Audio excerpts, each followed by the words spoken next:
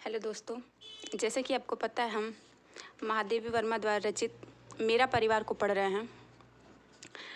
इसमें हमने प्रथम भाग को पढ़ लिया था। यह करीब 7 भागों में बटा हुआ है। आज हम इसके दूसरे भाग को पढ़ना शुरू करेंगे, जिसका शीर्षक है गिल्लू गिलहरी।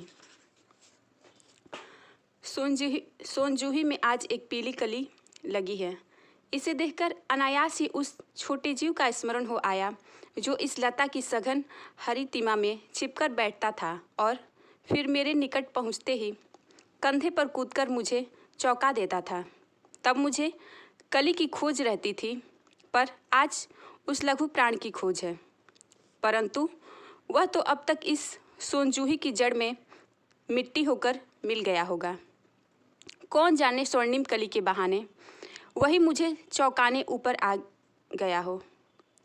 अचानक एक दिन सवेरे कमरे से बरामदे में आकर मैंने देखा 2 कौवे एक गमले के चारों ओर चों से छुआ छुअवल जैसा खेल खेल रहे हैं। यह काक भिशुंडी भी विचित्र पक्षी है। एक साथ समादरित, अनादरित, अति सम्मानित, अति अवमानित। हमारे बेचारे पुरखे न गरुड़ के रूप में आ सकते थे, न मयूर के रूप में, न हंस के रूप में। उन्हें पितर पक्ष में हमसे कुछ पाने के लिए काक बनकर ही अवतीर्ण होना पड़ता है। इतना ही नहीं, हमारे दूरस्थ प्रियजनों को भी अपने आने का मधुर संदेश इनके कर्कश स्वर में ही देना पड़ता है। दूसरी ओर हम कौवा और काँव काँव करने को अवमानना के अर्थ में ही प्रयुक्त करते हैं। मेरे काक पुराण के विवेचन में अचानक बाधा आ पड़ी, क्योंकि गमले और दीवार की संधि में छिपे एक छोटे से जीव पर मेरी दृष्टि रुक गई। निकट जाकर देखा, गिलहरी का एक छोटा सा बच्चा है जो संभवतः घोंसले से गिर पड़ा है और अब कौवे जिसमें सुलभ आहार खोज रहे हैं। काक द्वय की चोंचों के 2 घाव उस लघु प्राण के लिए बहुत थे, अतः निश्चिष्ट सा गमले में चिपका पड़ा था। सबने कहा कौवे की चोंच का घाव लगने के बाद यह बच नहीं सकता, अतः इसे ऐसे ही रहने दिया जावे। परंतु मन नहीं माना। उसे हौले से उठाकर अपने कमरे में लाई, फिर रुई से रक्त पोंछकर घाव पर पेनिसिलिन का मरहम लगाया। रुई की पतली बत्ती दूध से भिगोकर जैसे तैसे उसके नन्हे से मुंह में लगाई, पर मुंह खुल न सका और दूध की बूंदें दोनों ओर ढुलक गई। कई घंटे के उपचार के उपरांत उसके मुंह में एक बूंद पानी टपकाया। तीसरे दिन वह इतना अच्छा और आश्वस्त हो गया कि मेरी उंगली अपने 2 नन्हे पंजों से पकड़कर नीले कांच के मोतियों जैसी आंखों से इधर उधर देखने लगा। 3-4 मास में उनके स्निग्ध रोए, झब्बेदार पूंछ और चंचल चमकीली आंखें सबको विस्मित करने लगी। हमने उसकी जातिवाचक संज्ञा को व्यक्तिवाचक रूप दे दिया और इस प्रकार हम उसे गिल्लू कहकर बुलाने लगे। मैंने फूल रखने की एक हल्की डलिया में रुई बिछाकर उसे तार से खिड़की पर लटका दिया। वहीं 2 वर्ष गिल्लू का घर बना रहा। वह स्वयं हिलाकर अपने घर में झूलता और अपनी कांच के मनकों सी आंखों से कमरे के भीतर और खिड़की के बाहर न जाने क्या क्या देखता समझता रहता। परंतु उसकी समझदारी और कार्यकलाप पर सबको आश्चर्य होता था। जब मैं लिखने बैठती तब अपनी ओर मेरा ध्यान आकर्षित करने की उसे इतनी तीव्र इच्छा होती थी कि उसने एक अच्छा उपाय खोज निकाला। वह मेरे पैर तक आकर सर्र से पर्दे पर चढ़ जाता और फिर उसी तेजी से उतरता। उसका यह दौड़ने का क्रम तब तक चलता रहता जब तक मैं उसे पकड़ने के लिए ना उठती। कभी मैं गिल्लू को पकड़कर एक लंबे लिफाफे में इस प्रकार रख देती थी कि उसके अगले 2 पंजे और सिर के अतिरिक्त सारा लघु गात लिफाफे के भीतर बंद रहता। इस अद्भुत स्थिति में कभी कभी घंटों मेज पर दीवार के सहारे खड़ा रहकर वह अपनी चमकीली आंखों से मेरा कार्यकलाप देखता रहता। भूख लगने पर चिक चिक करके मानो वह मुझे सूचना देता और काजू या बिस्किट मिल जाने पर उसी स्थिति में लिफाफे से बाहर वाले पंजों से पकड़कर उसे कुतरता रहता। फिर गिल्लू के जीवन का प्रथम बसंत आया। नीम चमेली की गंध मेरे कमरे में हौले हौले आने लगी।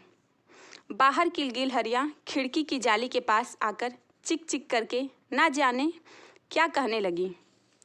गिल्लू को जाली के पास बैठकर अपने पन से बाहर झांकते देखकर मुझे लगा कि इसे मुक्त करना आवश्यक है। मैंने कीले निकालकर जाली का एक कोना खोल दिया और इस मार्ग से गिल्लू ने बाहर जाने पर सचमुच ही मुक्ति की सांस ली। इतने छोटे से जीव को घर में पले कुत्ते बिल्लियों से बचाना भी एक समस्या ही थी। आवश्यक कागज पत्रों के कारण मेरे बाहर जाने पर कमरा बंद ही रहता था।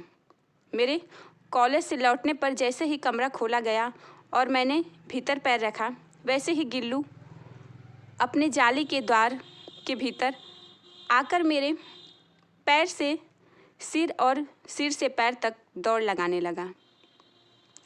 तब से यह नित्य का क्रम हो गया।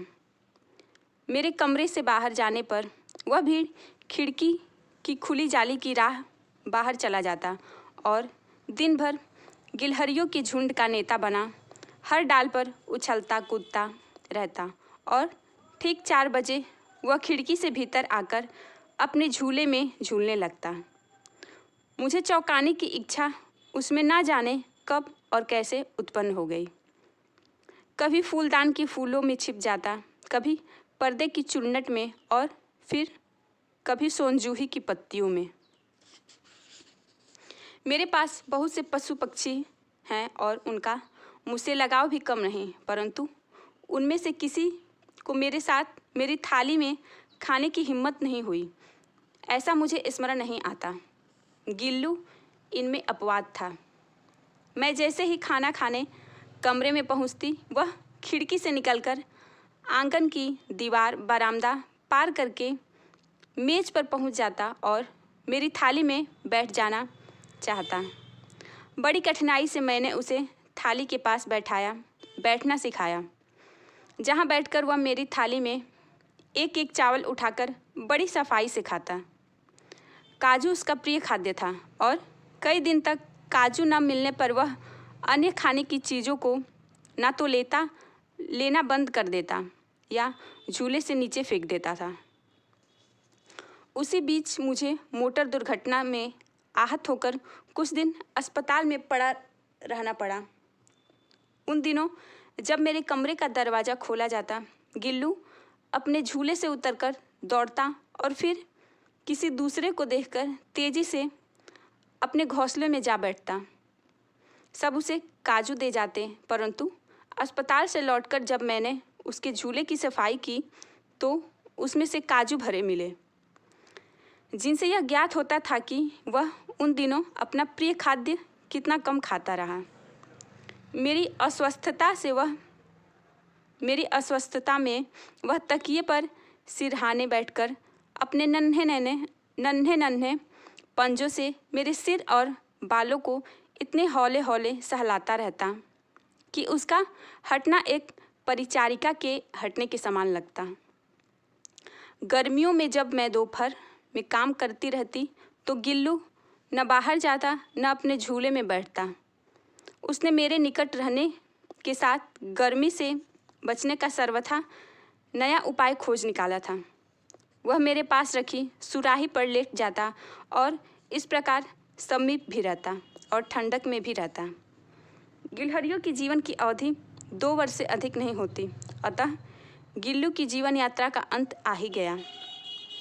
दिन भर उसने न कुछ खाया न बाहर गया। रात में अंत की यातना में भी वह मेरी ही उंगली पकड़कर मेरे बिस्तर पर आया और ठंडे पंजों से मेरी वही उंगली पकड़कर हाथ से चिपक गया जिसने जिसे उसने अपने बचपन की मरणासन्न स्थिति में पकड़ा था। पंजे इतने ठंडे हो रहे थे कि मैंने जागकर हीटर जलाया और उसे उष्णता देने का प्रयत्न किया, परंतु प्रभात की प्रथम किरण के स्पर्श के साथ ही वह किसी और जीवन में जगाने के लिए सो गया।